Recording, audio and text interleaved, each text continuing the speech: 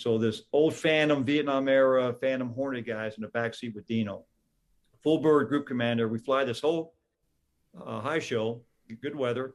We land, we park the jets, we do the walk down, we do the hand salute, and I could hear the troops saying, "The boss has been hit. The boss has been hit." You already hear the murmuring. Yeah. So we all walk over to the jets. Of course, my jet's right next to Boss's jet, and Boss's right horizontal tailplane, horizontal stabulator, stab, is mangled, and there's gold paint on where there should only be blue paint, if you will.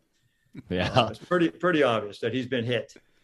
And then he walked right next to his jet is the number 2 jet, and the left wing, the Lao 7, the missile launcher for the hold a Sidewinder, which is very hard metal, painted all in gold, has blue paint transfer on it.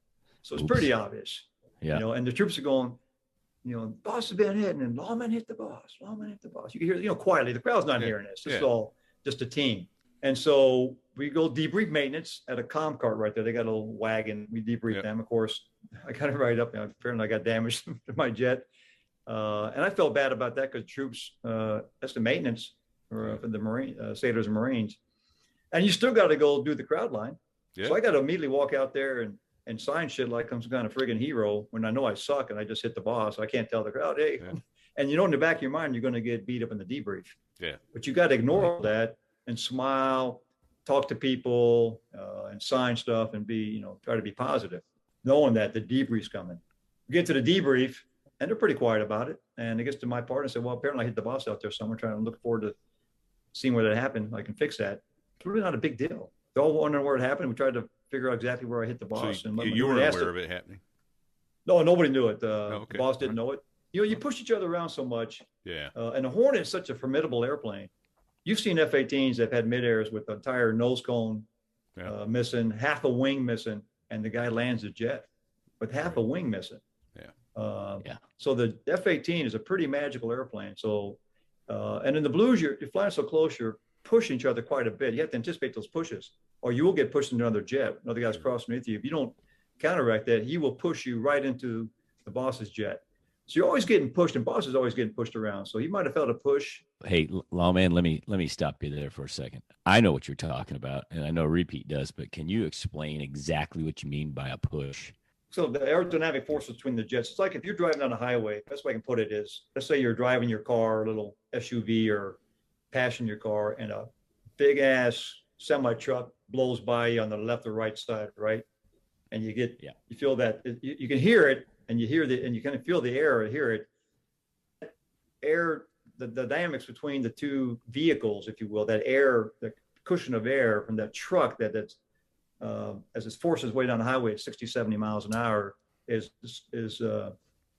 moving air aside. Yeah. And that air hits your car and pushes your car. You've all been buffeted by trucks.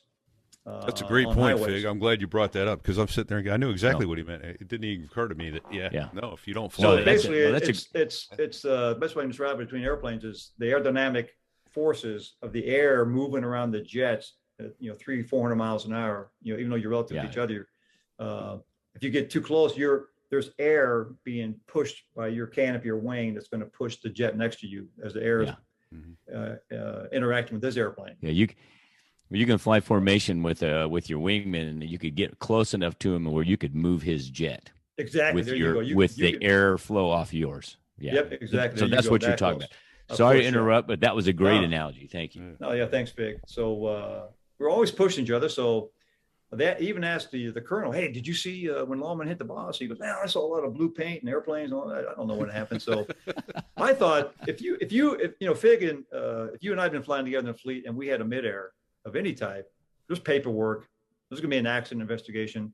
We're writing statements. We're drawing blood, right? Correct? Right. Yeah. Oh, yeah. Yes. If you hit each other in the fleet with two jets, that's an accident or an incident, and there's going to be consequences. And you're probably going to be grounded for a while, pending an investigation, right? Then maybe a board or something. Right. Okay. Who's at fault? Who did what? Who hit who? The Blue Angels say, "Okay, Lawman, you got too close to the boss out there. Just kind of got to watch yourself." But you're predictable. you know. Don't do it again. So, of course, you feel bad for the sailors and Marines. They got to work on jets, whatever the magic they do to fix the airplanes. And we flew the next day. So I flew the very next day, like nothing had happened.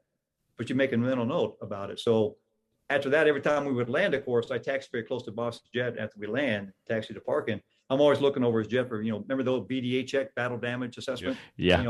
Quick BDA check on the boss's jet. Yeah. I'm always looking. Now I'm not just trying to tax information. I'm actually looking at his airplane, like very carefully for any gold paint on blue paint.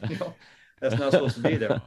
And so a couple of months go by and nothing, no incidents. I'm getting better. And you talked about too, also ties into your question about getting better as you go along, repeat. So as time goes by, I would say most new Blue Angels, probably by summertime, you're probably getting fairly comfortable. Not say comfortable, but you're probably getting proficient.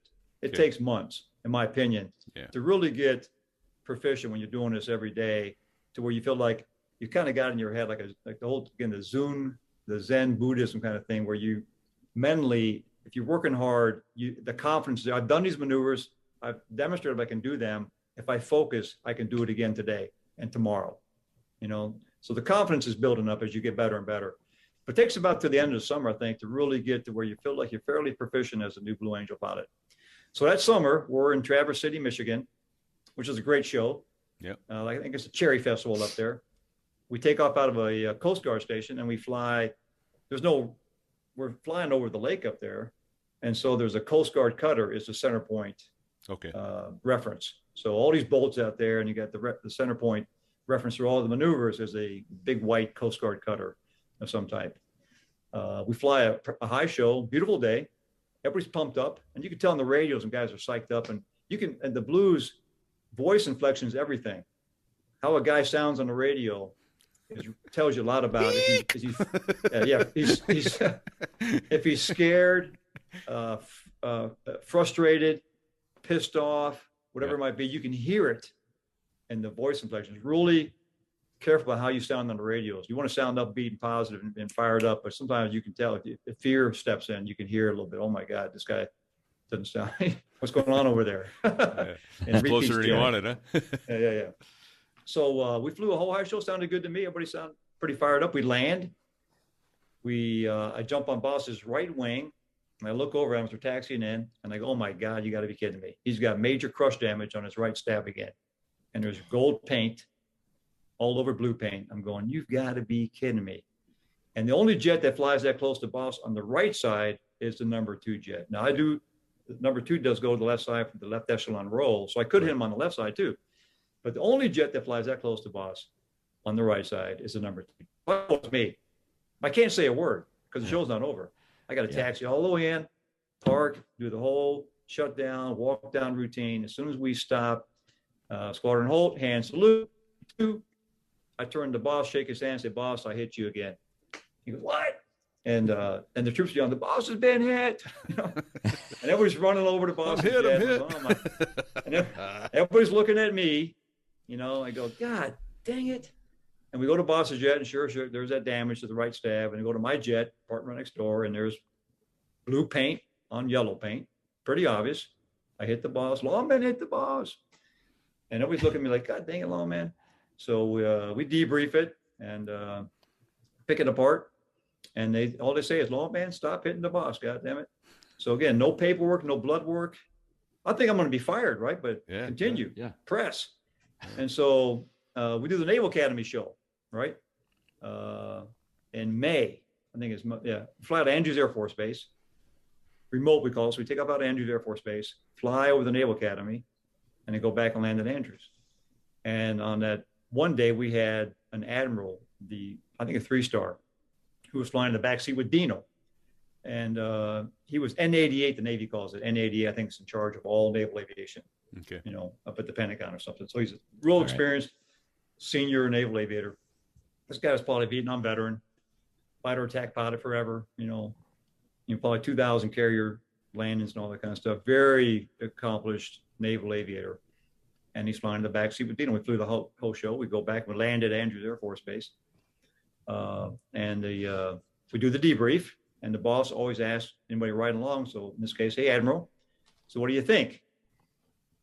what do you got for us? And the admiral, typically most guys riding the backseat of the Blues are pretty fired up, you know.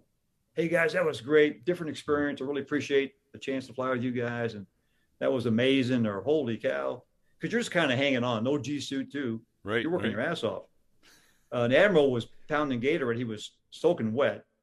It's hard to stay awake in the back seat of an F-18 for 40 some minutes doing, especially the rendezvous, these high G, 7.5 G maneuvers that Dino's doing to get back in formation.